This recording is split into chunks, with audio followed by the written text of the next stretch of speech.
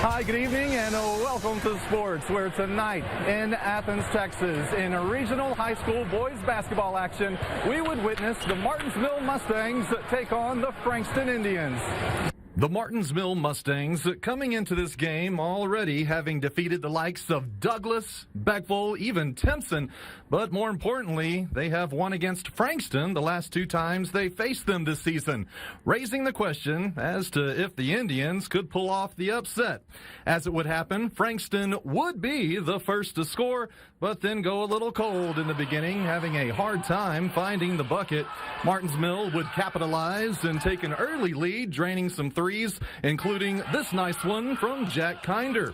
The Martinsville Mustangs would hold on to the lead throughout the game, defeating Frankston for the third time this season.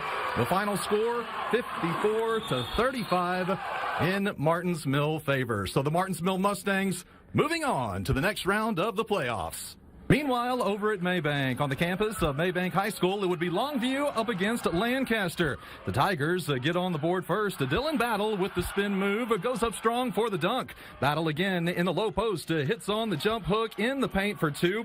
Longview would battle back. The ball goes into the paint to Campbell Williams, who goes up and under for the reverse layup. Later on, Robert Blunberg on the drive. Spin goes up strong for the two-point bucket. Longview would go on to lose this one, though. Lancaster gets the best of the Lobos. The final score would be Lancaster 52, Longview 42, bringing the Lobos season to an end.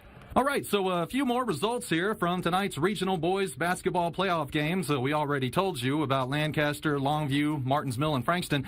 But let's get to Beckville. The Bearcats victorious tonight over the Hawkins Hawks at 65-54. It would be Mineola getting the win over the Atlanta Rabbits 54-41. And Grapeland gets the win over LaPoynor by a score